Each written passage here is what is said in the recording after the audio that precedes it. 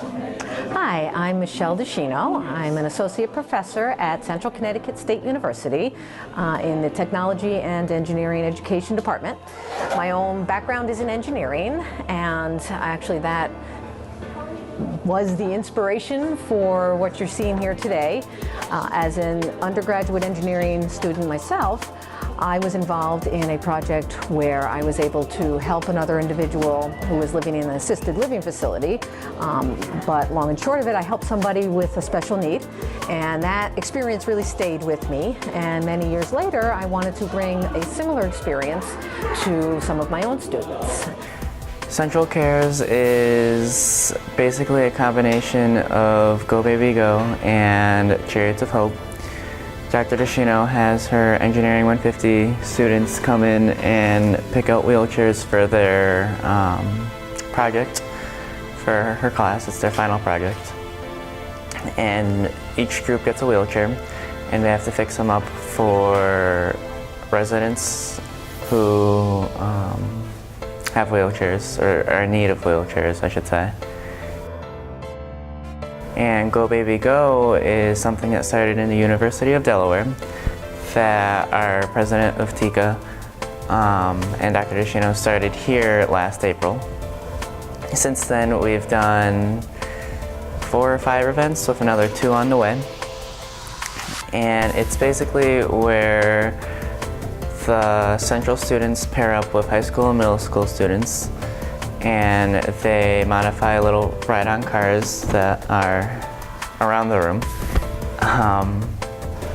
They're for children who are like 5 years old and under, who don't have the mobility to walk on their own because they don't make wheelchairs for children that young. So we do that in, like I said, we combine with middle school and high schoolers. It's usually a 1 to 2 day event. We'll do a basic build where we modify the car, and then we meet with a physical therapist who will give us the information on each student or child, and we'll modify them further. So some kids who have problems with their neck, we'll put the button in the headrest so they have to put their head up for them to go, or it'll be in the steering wheel to help with their hand movement and stuff. I got the idea watching the nightly news one night and saw a story at the end of the broadcast about a group at the University of Delaware who wanted to address the problem that for very young children there are no motorized wheelchairs available.